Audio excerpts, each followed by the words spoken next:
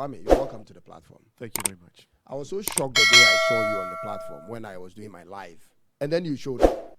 I would have never thought you were, a follower on my TikTok platform. So how long have you been following me on TikTok? For at least a couple of months. For at least a month. Yeah, a month or two. Wow.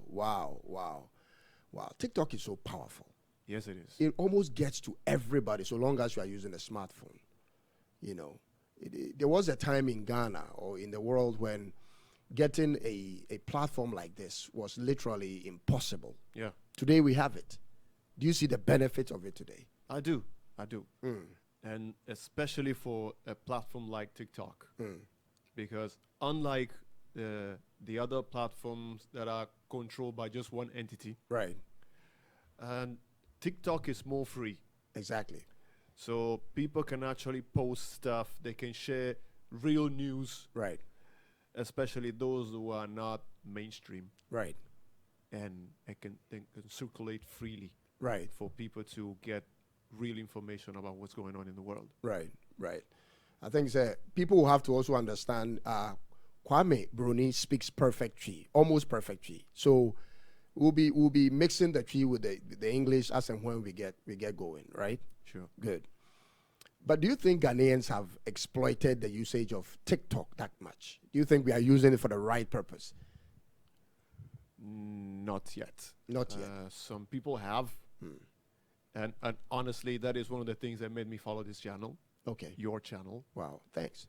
Because, like I said, it's the platform that allows you to share news, to share real stuff. Right. Or even controversial stuff whenever needed, without the danger of being flagged. Right. Even though sometimes you can get flagged on TikTok as well. Right.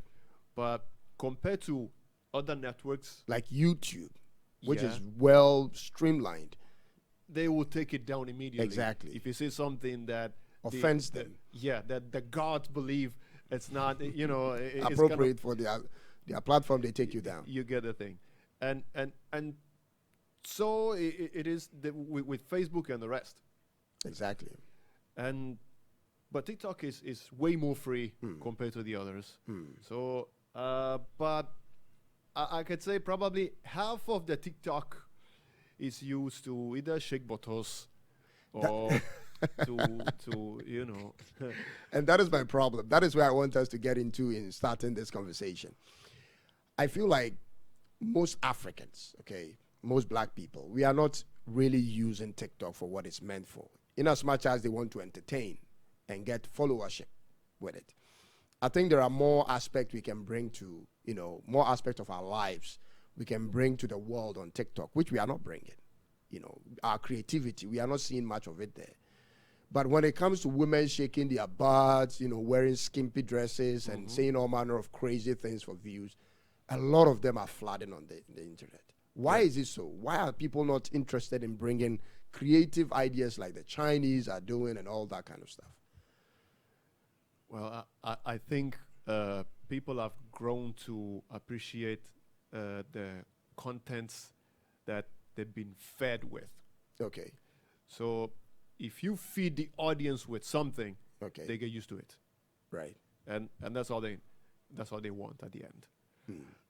But if you feed them with creative content, with wise content, you train them to appreciate that sort of content. So if you bring any different thing, they will not like it. And in this society, especially, unfortunately, also in the African continent, I've come to understand that they don't want us to be free thinkers. Right. Okay? So when it comes to things like critical thinking and things like this, they don't want us to go that direction. No. The only field in which they want us to be, to do very well with, is religion. I see. They want us to be very prayerful. Okay. Now look at it. I mean, the only book that has been translated in the local languages so far and wide is the Bible. Right. So that they want us to be, very devoted. Right. And prayerful. Right. But not to think outside that box. I see. So we've been trained, especially the youth, to consume trash. So that's what we like because that's all we know. It's not even our direct fault. But this is what has been thrown at us. This is what has been pushed down our throats. Right. So most of us, that is all we know. That's all we know. So when we come across with some content that requires the use of the brain matter that we have, exactly, we all have it. But when it comes to a content that requires the use of it, we go back. We go back and we scroll. We keep scrolling because it requires, we are too lazy for that. Critical thinking and all that. People don't want to do that. We're too lazy. We've become too lazy. Because if you look on social media today, what trends the most, especially in Ghana, in major part of Africa, is comedy. Things that has to do with comedy or women-related stuff. Exactly. When you do something that is educative, things that will crack people's brain, let them think deeper, you find very few views on those kind of things, you know. Yeah. So sad. But how do we now, you know, conscientize people, especially the youth, to look beyond entertainment and say, listen, we have a life to live. It's not all about getting excited and living in the moment, but we have to build on our future. We have to be creative, you know, put out things that are going to solve problems in society. How do we channel the youth into getting interested in things that are critical? I think it's by trying to do our best within our own right, to change the narrative, to change to change what is being normally fed. Okay. So we're changing the feed. We have to change the feed. We have to change the feed. Even though we're not the majority. Right. But it starts from somewhere. And I think like channels like this one, there are others out there who are trying to do the same. And of course, they will not get as many views, as many followers like those who are, you know, undressing and doing silly comedy. But eventually, it has an impact. Right. And it starts small, but then it does have an impact in the end. I see. Quite a number of people are encouraging me to look into entertainment on this platform. They say, oh, Cyrus, all you do is talk about, you know, difficult stuffs, problems, describing this, describing that. How about you add some entertainment to it? You know, everything you do, they want you to get them excited. Yeah. Do we always have to be, you know, living in that world of excitement and all that when the reality around us suggests otherwise? Yeah, you see, obviously not. Okay, but the reason being is all this entertainment, all this too much entertainment, especially, let me use the word, the silly one, the silly side of it. Right. Okay, the simplistic way of, you know, making people laugh or keeping people glued to the screen because they are watching something sexy. It all boils down to the same thing: distraction. Distraction. And it's something that goes far back as the Roman Empire. Yeah. With Distraction. their Colosseums. Yes. It was the main reason why the Colosseum was built, the main reason why gladiators were fighting, and, you know, all of these things, to keep people busy so that they wouldn't think that the emperor is draining them. He's draining their lives. He's feeding on them like a vampire. And rulers of today, the majority of them are no different, no better than what was happening thousands of years ago. And just as they were using entertainment, or too much of it, let me say, games and all of these things to distract people so that they wouldn't be thinking of that, today is the same thing. They don't want us to be thinkers. Because if we think, then we stop pinpointing at things that, no, this is not right, this is not right, I want to change this, I want to change that. And so by so doing, we kind of start to destroy the comfort zone of the gods. I see. Okay, so if we disrupt their comforts, it becomes a problem, because they were so comfortable dominating the ignorant folks that if the folks start learning, Wow. This has been a strategy from the Roman Empire till date. Still working, full force. oh yes, it still works, Wow. even though so few people are waking up. Wow. And they make noise, but then the rest of the people, the majority of the people, they're so used and addicted to the system, addicted to the trash they've been fed with, that they would die to defend it. Man, that is painful. Yeah.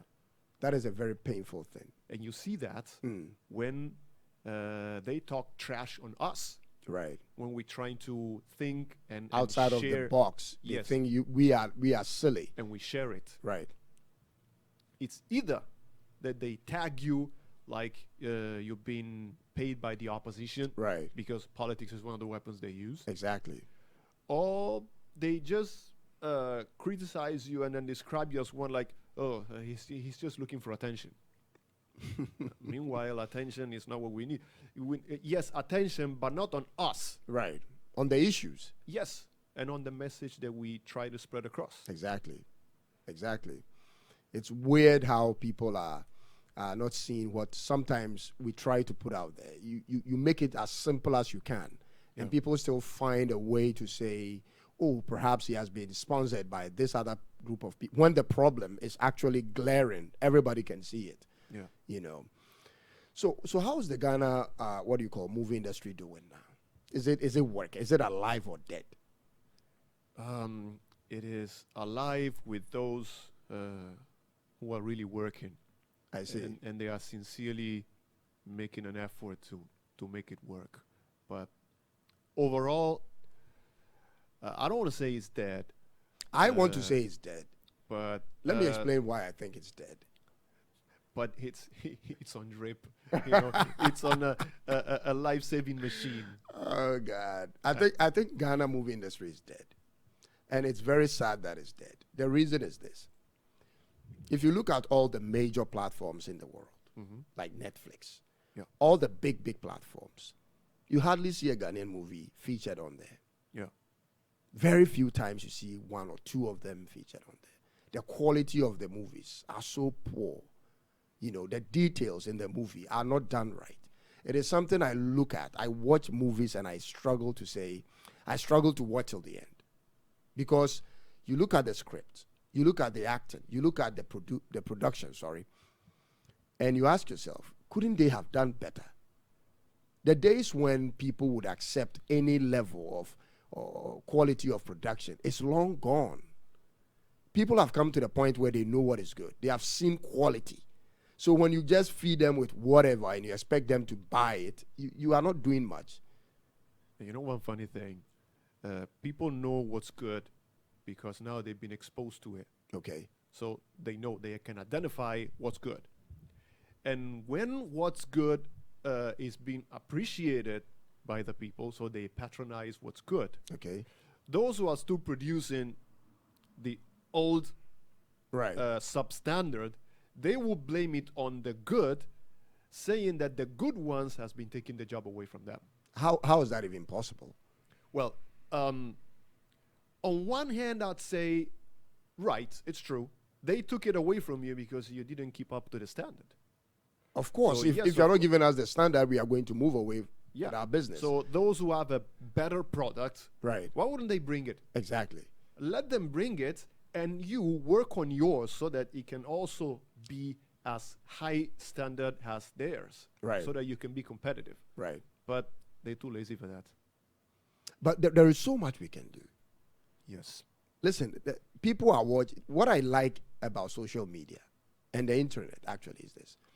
When people flip TikTok, for example, when people flip the screens, when they are watching things on their phones, the moment they are done with one, they move on to the next, and they move on to the next. So people are always watching something. So as movie makers, your job is consistently provide things that are of quality, you know, so that people, when they switch, they come to yours. When they look through the options there, they come to yours. But when you are not even putting things out there in the first place, then they don't even have the option of looking at yours. Ghana is not even producing that much of movies at this point. I don't know how many movies we produce in a year. but it shouldn't be more. And if it's more of the comedy ones. Yeah. Using the local dialect. Mostly that's what they do. And the point is it's funny when you hear from them. They're the ones who always cry on platforms like maybe this one or any social media, TV and radio, crying for investors. They're the ones who cry for investors. I see. And have you ever seen an Indian producer saying we need investors to come to our country? No. And India used to be, and maybe still is, depending on let's say the standard from which you look at it. Right. Defined a third world country. Right. An economy used to be a low. Yes, they're still coming up, even though they are doing well now. You get it, but look at their movie industry. What their movie industry is doing. Exactly.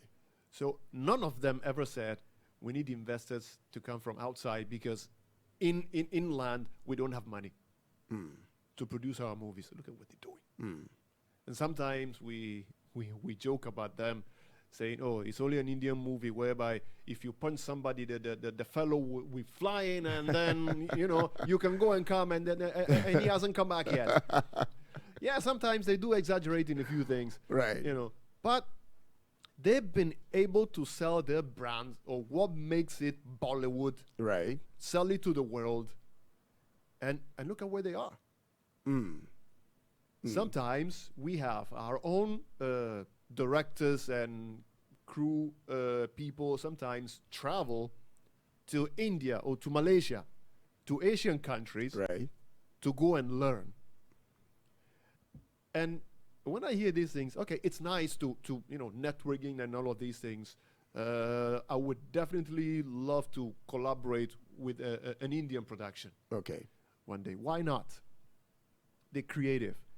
But when I look at these things, I ask myself, what on earth is wrong with us? Do we need that? There is so much content outside. I mean, these days, you can actually learn to be a filmmaker just by watching tutorials on YouTube. Exactly. And believe you me, you can learn and be able to practice it at a level that will still be, let's say, higher than the standard of, let's say, the 90s. Right. And I'm talking about standard movies. I mean, I've seen people even learn how to fly airplanes from watching tutorials on YouTube. You see? But here we mind about being part of the guild, whether Actors Guild, whether Directors Guild. If you're not part of them, you're not professional. Right. You're an amateur. That's what they say. And they mind about the media school you went to. Exactly. And not to cut you short, but they always ask me that question. Most people want to find out from me. So, Cyrus, which journalist school did you attend? And I'm like, why? I don't need that. That time is gone. Yeah. Elon Musk said this in an interview he granted once, and it was a very controversial one. He was talking about how university education is almost becoming not relevant. He's saying if you are not doing specific professional courses, you shouldn't even think about going to universities, because almost everything you want to do, you can learn it on the internet. Go to YouTube, type it in. You find somebody who is doing it at a very high level. You study from that person, and off you go. Yeah, and honestly, if you're not able to learn that much from the free available knowledge on the net, right, going to university won't help you. It Exactly. won't help you either. Because it means that you yourself, you're not even capable of learning to that level. So, as we would say, don't worry yourself. Don't disturb yourself going to university where you have it at your disposal for free and you can't learn it. And you have it in varieties on the internet. Yes. One funny thing is I teach editing. Okay. And what's sometimes funny but also sad for me is that I have people who go to media schools, no need to mention any names, any name of the school or whatever, that sometimes ask me, how did you do this? And then I explain to them. And then I'll be wondering, what are you learning? Exactly.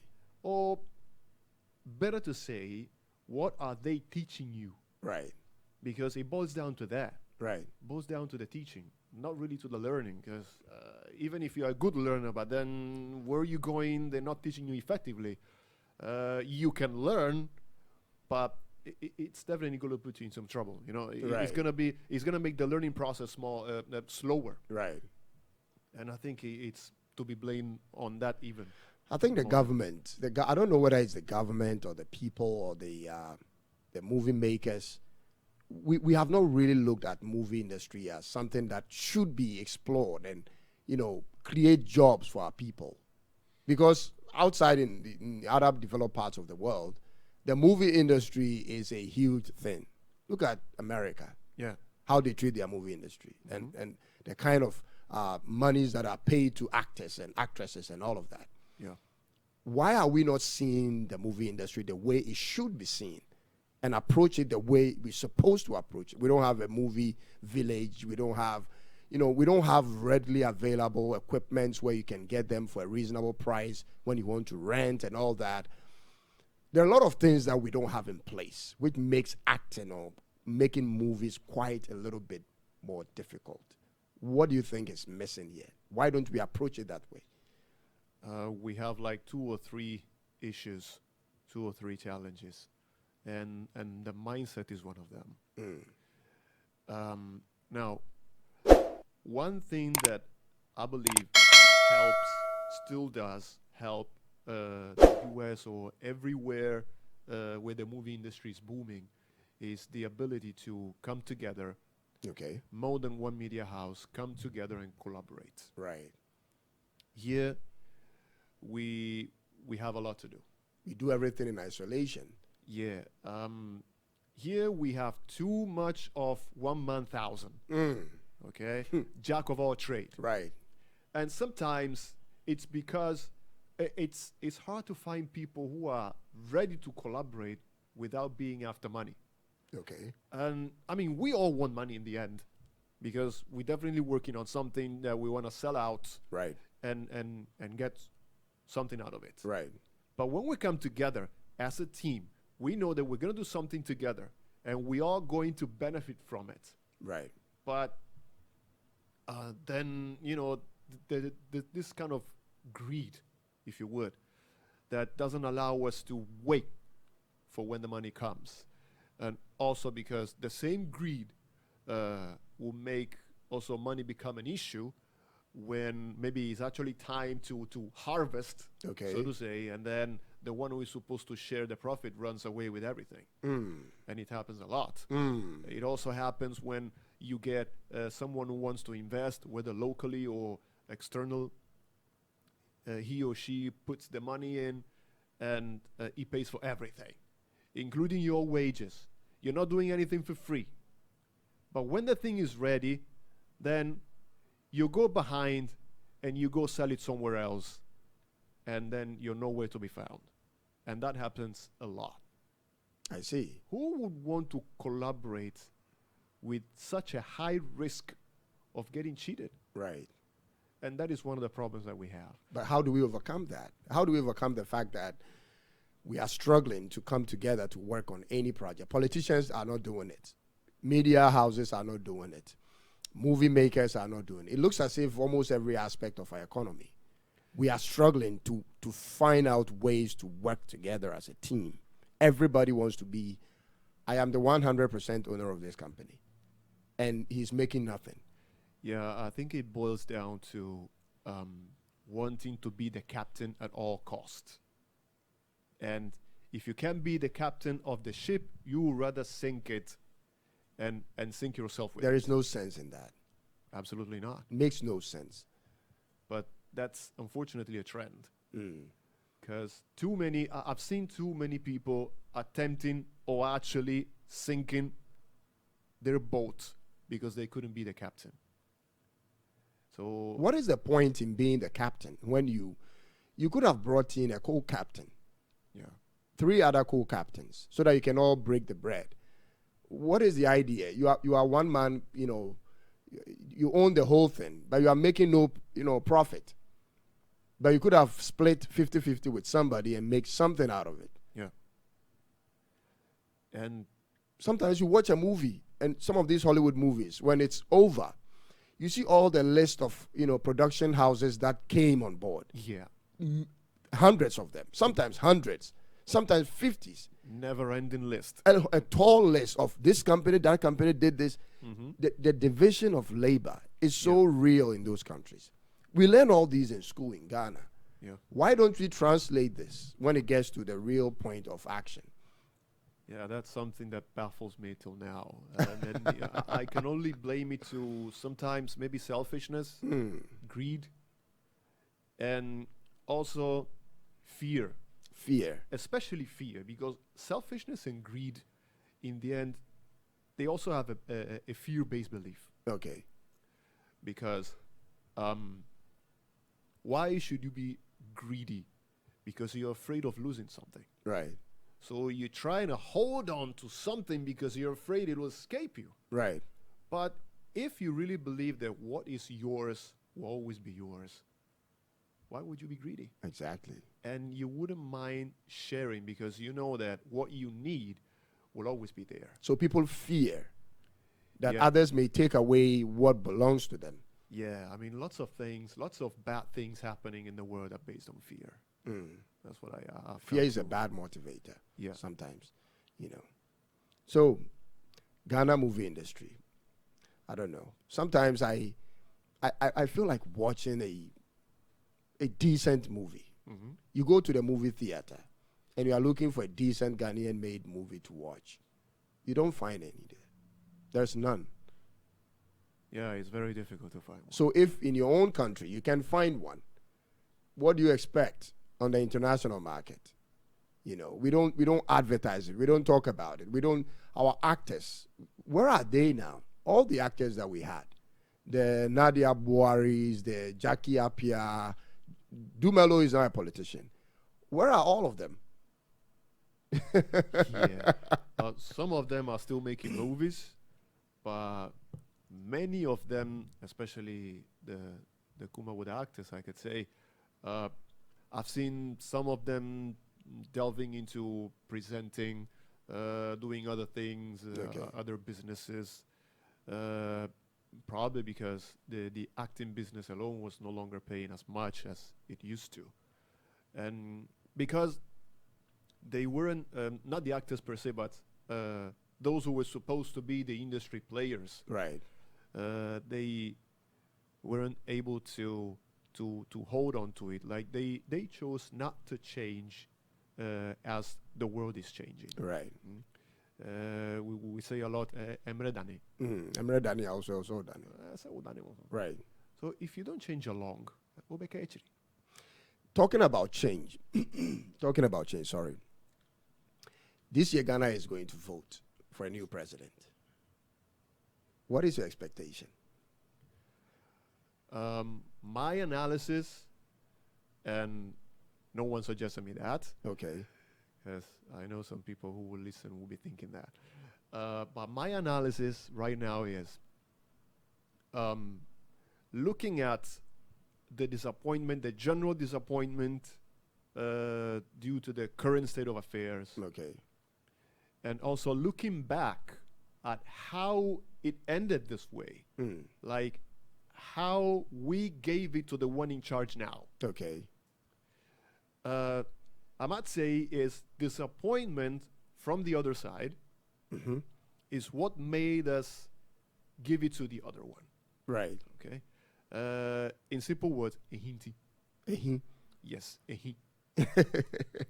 Bako no hinti. Ena yedema ofoforo. And as you see, the yedema no so. Ababe wie ehi krampo chen first one. And it's things I hear and see. So it's not my personal opinion. But 2 years well, obi so say and omo mote so see and aye adwuma pa o man mo aye there bibia aye kama.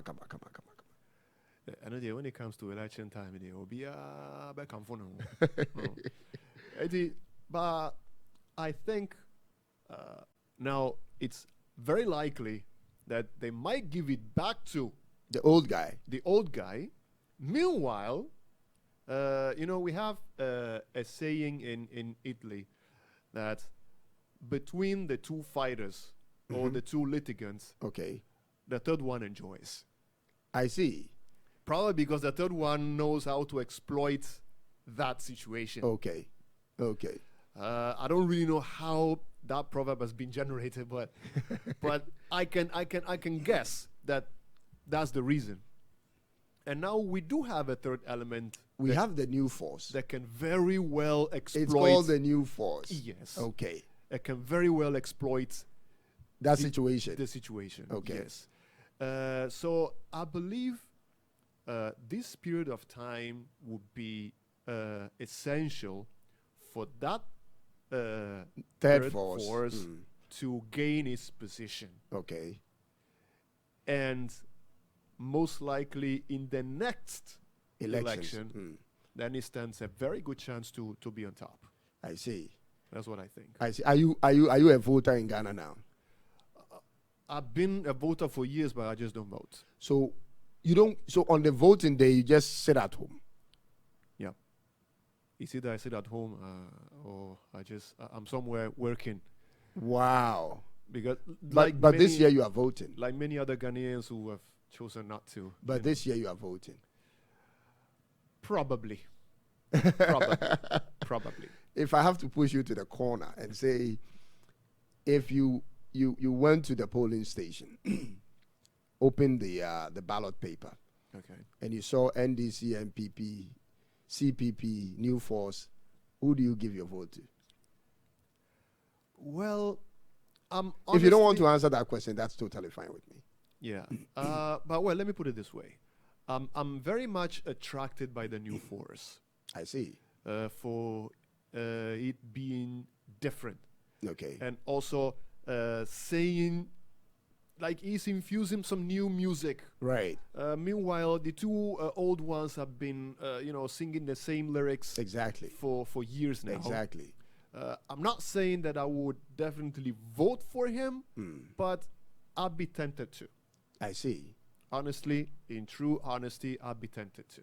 I see. And he is also someone who has done a few things in the country for you to see what he's capable of doing. Exactly. In his private life. Exactly. And that at least speaks volumes, I would say. It speaks Exactly. volumes of what he is capable of doing if put on power. Though people might say, oh, he's just another. That when he gets what he wants, then, he forget everything. Some people define him as Nam2. Yeah, but there are quite some substantial differences between the two of them. A lot of them. And so I wouldn't call him Nam2, but, well, we don't know until we see it. Exactly. And honestly, I prefer to see something new than to see something I've already seen. I see. I see most of the actors, actresses taking positions, taking stands with some of these political parties. Today you hear this one there, tomorrow you hear the other one, campaigning for this one. Yeah.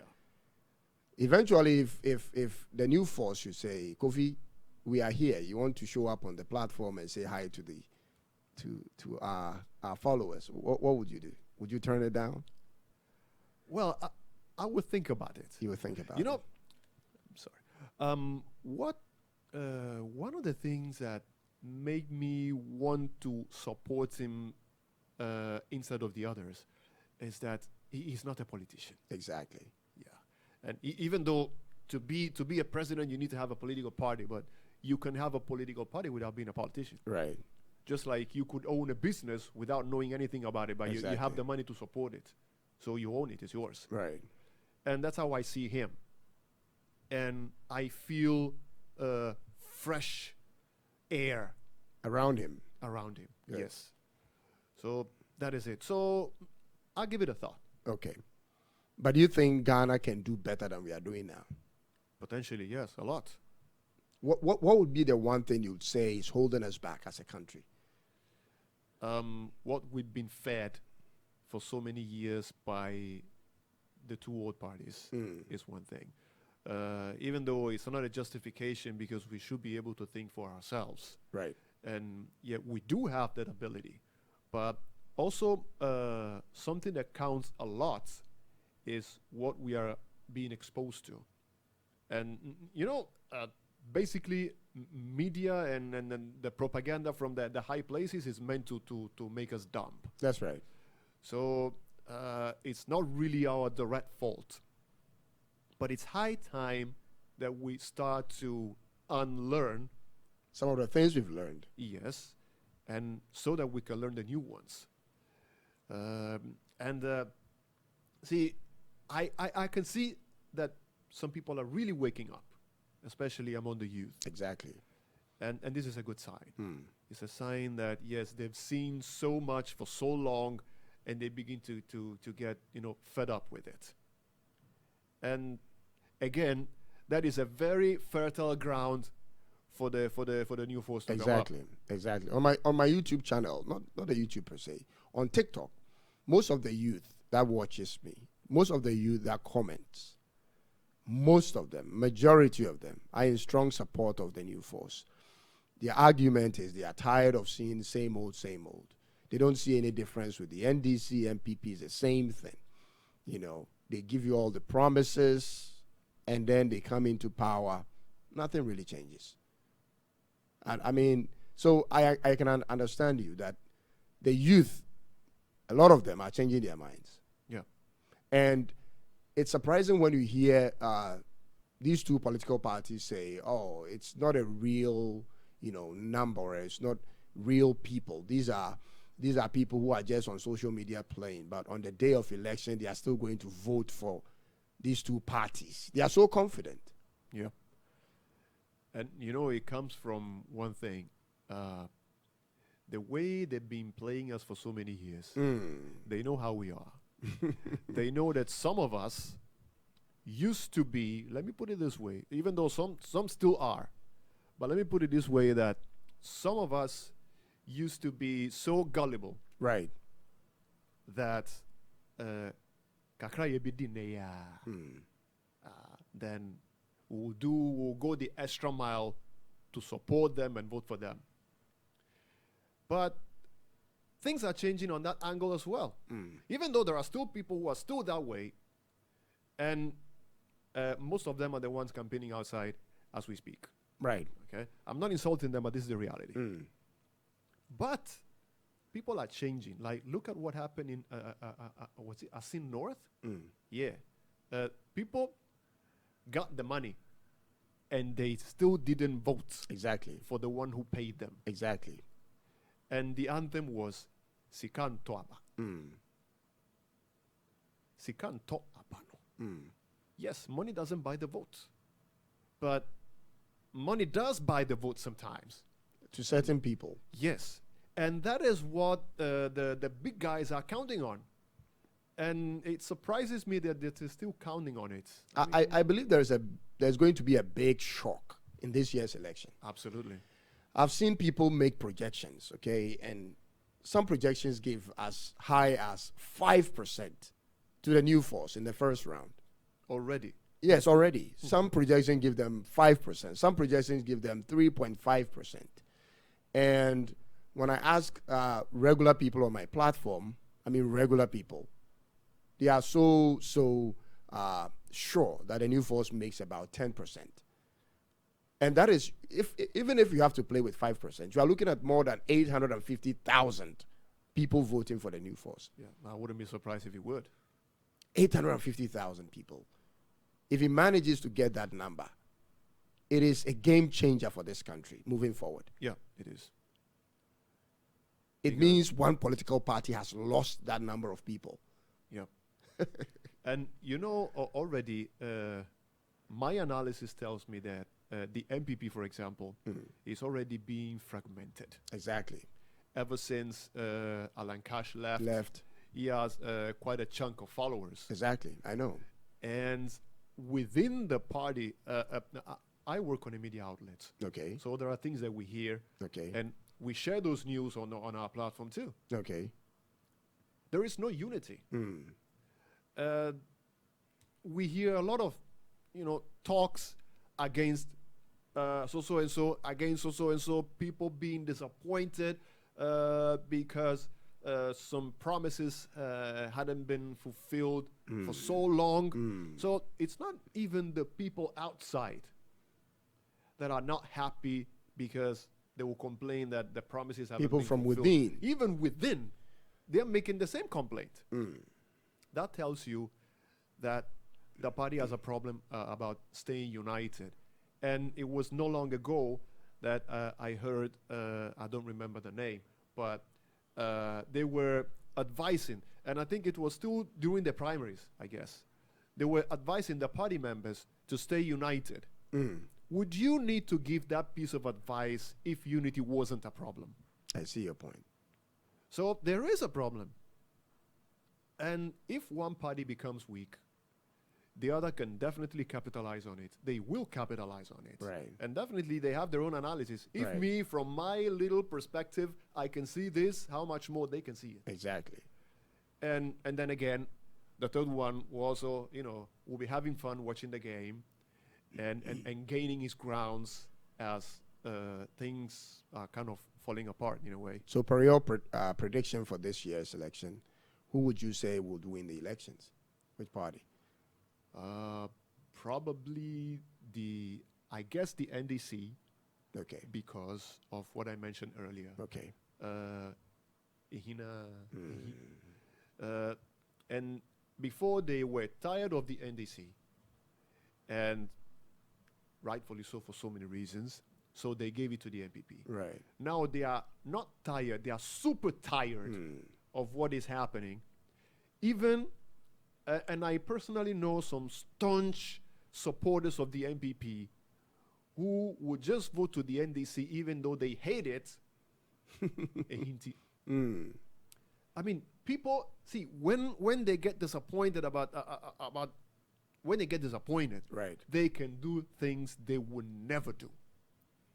And that just how we had people who were maybe strong supporters of the NDC voting for the NPP because of disappointment. Right. Now we're seeing the opposite. Right.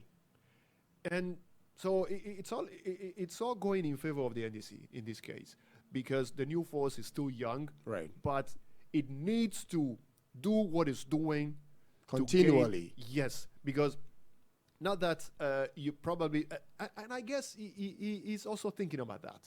He's fighting to gain his position. He's doing very well, to my opinion, but he might know that this is the period for him to work and show his works to the world. Exactly. Not necessarily to become a president, but it's the period in which he has to work hard. I see. To affirm his position.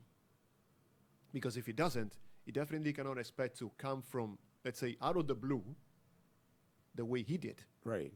And then expect that even in less than 4 years, because we started hearing about him, it's barely a year. Right.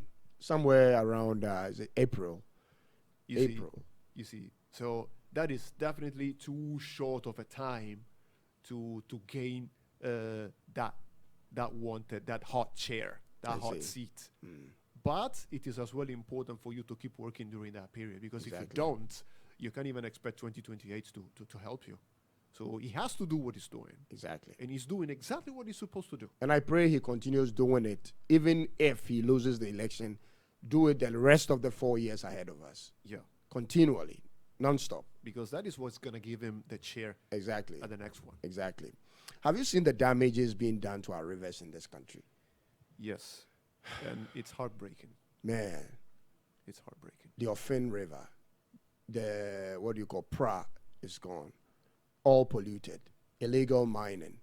Now, the Minister of State is saying to us that, hey, if we shut down mining in this country, we are shutting down our economy, because that is where literally we get our revenue from.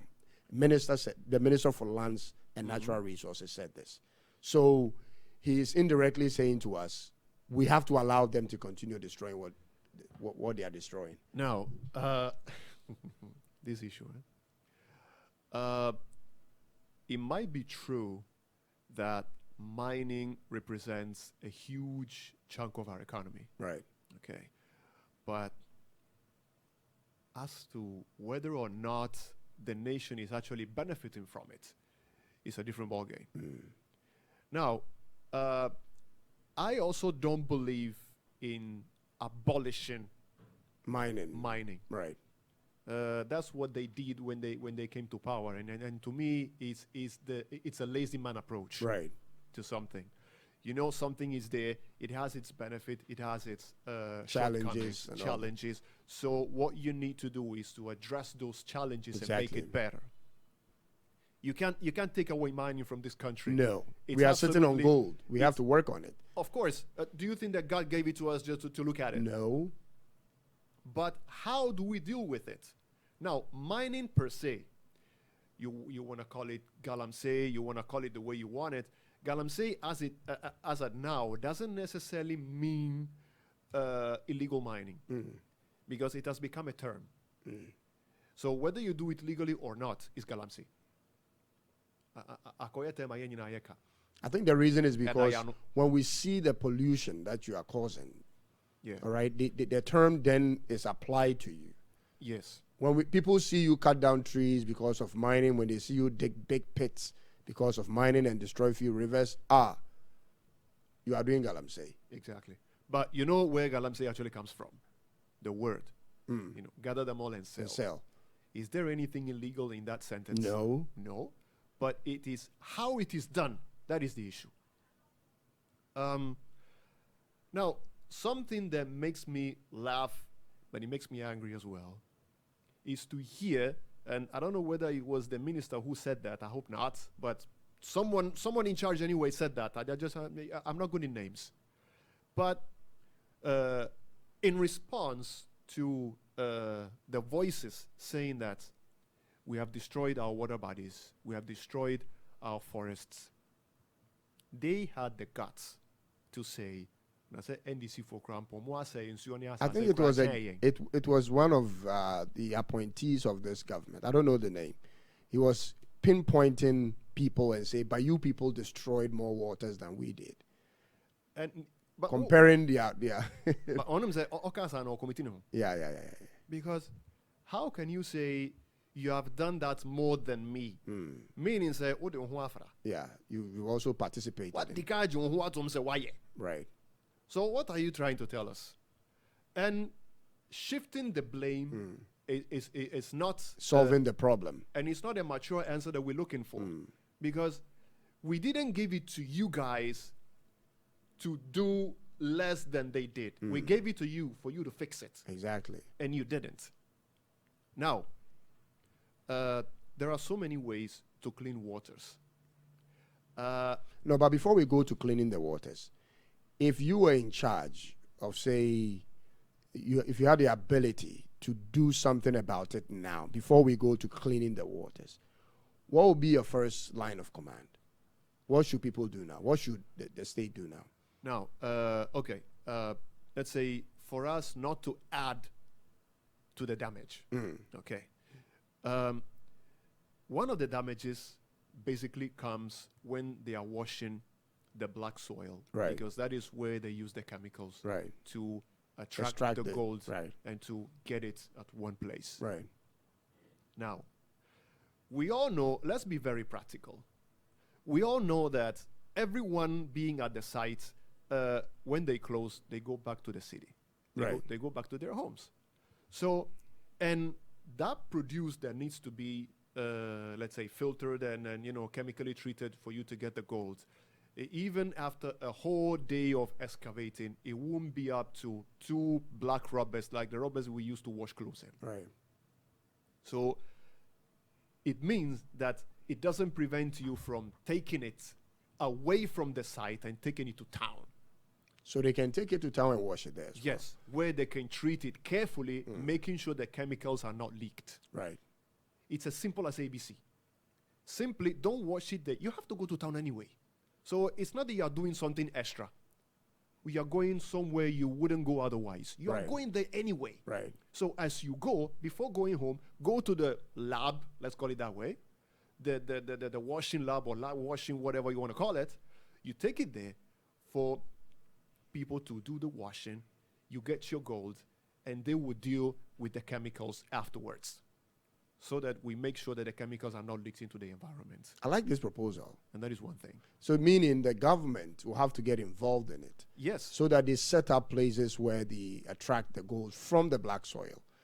And then the treatment of the leftover is now in the hands of, the guys who are actually trained to take over that. Is that correct? Yeah. That makes sense. And it's very simple. And I mean, what are because that is actually the point where the chemicals are added. Yes. Before then, we don't add any We chemicals. don't add any chemicals. The only thing we should be careful about while excavating is don't be digging in the water body or the river banks. Yes. Make sure that whatever amount of water you'll be using stays separate Right. from the main water body. Don't wash into the water body. Exactly. Because the soil will eventually suck all the water. It will dry eventually. And it will go back to the river through the soil beneath. But in that case, it will be filtered. Right. And the water will stay clean. Right. So that will also means that we should be limiting the amount of sites that could be possibly be opened around a certain water body. Because if there are too many, where do you collect all the water you've been using? Right. You end up having too much water, no way to store it, and it will definitely leak back into the river. Okay. And if it does, we are back to square zero. So at this point, looking at the solution to the water, what do we do to treat the rivers? There is something called reverse osmosis. Okay. And it's a machine that does that. And there can be a machine for each of the rivers, or even just maybe not as many as the rivers are, okay? But maybe, let's say maybe 10 of them. I'm just saying something. And they can be used to clean certain amount of rivers, and when you're done, you move it to the next. Okay. If it's too much for the let's say the national budget to afford for maybe one river, one machine. Right. If it's too much, that would be a nice policy. Yes. And no matter how the cost is, that should be what the royalties are paid for. Because we do pay them. Right. I mean, they do. I'm not into it, but I've seen it. They pay royalties even though it's too small, and it goes into the wrong pockets. That is one thing. So make sure it goes to the right places so that it can be used to purify the waters that now have been damaged, and it can be used to treat the chemicals outside, far away from the site, back in town where there are machines that can do the job, so that those chemicals do not go where they shouldn't. Last night on our TikTok live, there was a lady in the US, a Ghanaian. She said she's into agriculture or something like that, holds a PhD. She mentioned that in order for Ghana to treat the kind of metals we have in our river bodies, it's going to take us between 10 to 15 years. 10 to 15 years. Then we should start as soon as possible. Yeah. Because we have a long way. And she also mentioned that, I think there was this other person who mentioned that food that is being exported from Ghana to the West, like yam, there are reports now coming up. I don't know how true that is. But a lot of people confirmed in the comment section that they found some metal content in the yam and some of the leafy vegetables that we export from this country. If this is going to be the case, eventually all our exports, cocoa will be rejected, yam will be rejected, plantains are going to be rejected, banana, vegetables. Cocoa has already come into question. What is happening? Because they found traces of mercury inside the cocoa. Oh, God. And it's not today. And already we've seen also, besides that, babies being born with just one eye. Right. Or without any one of the limbs.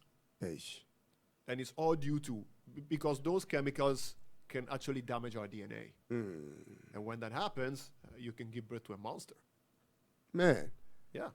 That's what happens. So these things are, so in the next 1 year, what is Ghana supposed to expect? Because I read a report, which I shared last night on TikTok, that next next year, Ghana is going to have a serious challenge with water. The reason is, even if it starts raining now, all the water from the middle belt will have to now drain down to the south and then enter into the sea.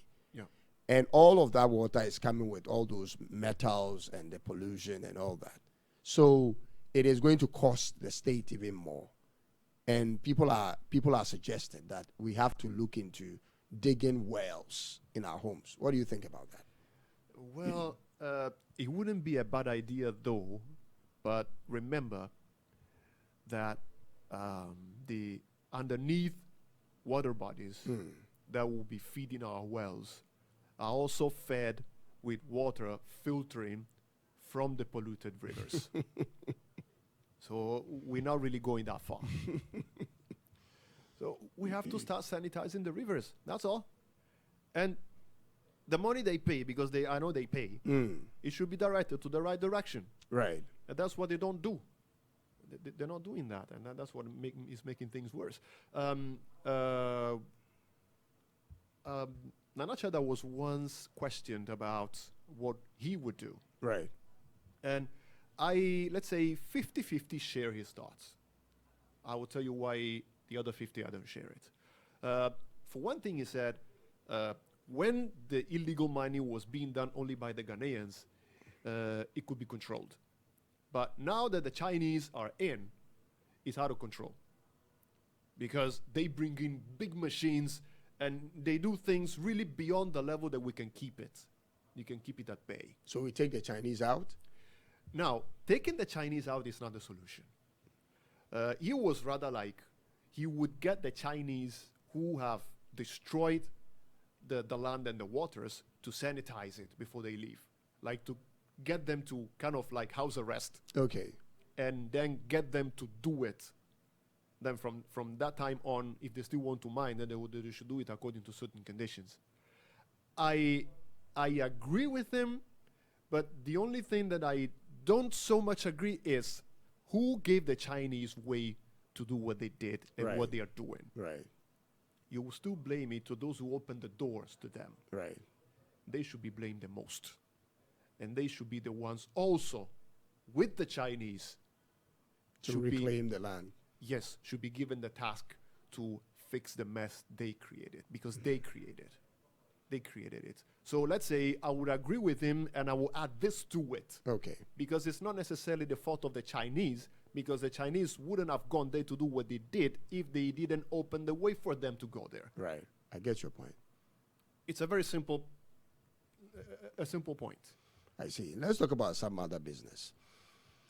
How difficult or easy is it currently to do business in Ghana? When you start, there are statistics that shows that when businesses start in Ghana, in the first 12 months, we have more than 70% of them dying off. In the first 12 months, 70% of businesses that started will be closed by the end of 1 year. What is happening? What do you think will contribute to this thing happening? Because it also goes further to say, in 3 years, it goes to as high as even 90%. So the ability for a business started in this country to be sustainable for 1, 2, 3, 5 years, not even to talk about generational businesses, is very difficult. Yeah. What is happening? Well, I would partly blame it on the tax system.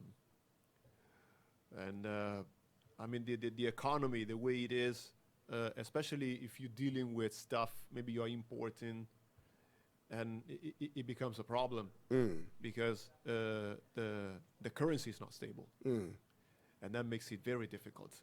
You buy at a currency that is way stronger than the local one. Right. And the moment that the local currency drops, you are forced to sell even what you already have, what you already bought at a lower rate, you need to sell it higher. If you don't do that, you're not going to get enough to restock. And that's where some of us sometimes complain that, oh, they just announced an increase, but you are selling the old stock as much as the new one. They have to do that. to stay in if they business. don't- Yeah, because otherwise they won't have money to do the restock. Right, But most of us don't understand that one. right. So that is what kills a lot of businesses. Instability of the local currency, and of course the taxes. But why do you think Ghanaians have such a high taste for foreign products? It looks as if even foreign foods are becoming more popular than our local foods now. Yeah, unfortunately. Unfortunately. Well, it boils down to certain indoctrination. I think we've been indoctrinated for too long. Yeah, that anything local is substandard. So everything foreign is good, but it's not. But it's not. It's not. But it's not. And just as in the West, okay, we're not immune to. It's a general thing, Right. but in the West, doctors, scientists have been paid to demonize some healthy things and glorify Some unhealthy things. acid stuff like white sugar. Right. Let me mention that. And the seed oils. Here is the same. We have a lot of local stuff that is very healthy, but they've been demonized, like red oil. Right. There was a time that a very powerful cooking oil dealing company demonized red oil, saying that it contains cholesterol, Really? which is some of the biggest nonsense that I ever heard in my We've life. been eating this since when? But even besides that, anyone who is critical thinker enough to let me research this will find out that cholesterol is a type of fat that is produced in the liver.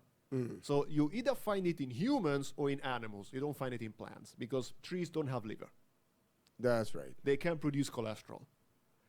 And even if maybe red oil might have certain type of fat that favors the production, your body does not produce more than what it needs. Right. And I'm not a doctor because it doesn't take a doctor to say that. So, and then they use that so that people would, let's say, stop or maybe not buy the red oil as much as they would so that they can sell their own, which at the end of the day is refined, same palm oil, but it's refined. So theirs is yellow and yours is red, but it's the same thing. But they won't tell you that. Man, this world looks like it thrives on false information, false media, fake stuff. Yep. That is what is making news. That is what's most popular, being fed to us every day. If you don't do your own background check and look into it yourself, the media will deceive you thinking you are doing the right thing. Yeah. And they'll get you all these diseases. You know, I know people who went to hospitals who were diagnosed with diabetes and all that. Some with high blood sugar, leukemia, all the drugs they put them on, it worsens their situation. It does. Meanwhile, we have other herbal stuff that they could have done, you know. Which they, demonize. They and demonized say it, make it they look are so terrible. old-fashioned, Right. or it has to do with some spiritics, kind of horror thing. That well, even if it does, I really don't care. But you see, even check, let's say 1 generation ago, the time of our parents. Right. How many people had diabetes Very small number. or blood pressure-related problems? Or cardiovascular diseases. How many of them? But they were eating the old-fashioned way. Right. And today, with all this, seed oils, with the noodles, I wonder how most of the noodles are being cooked at night. Okay, I don't go there. And, and all of these super, ultra-processed foods, and today's youth, even Akatesia over 13 years, grandpa of hybrid. How? I mean, how? Which back in the days, and it's not so far back, just the time Just of one generation one away. generation ago, it was so rare to hear of these problems. Now today, even Akwadakra will be. So won't you blame it on the food that we are consuming? Right. Because if it's not that, then what is it? Right. Right. Right. Ish. Let's bring it to an end. This year, now, what project are you working on? Yanka Pika Crani and Kai Cry.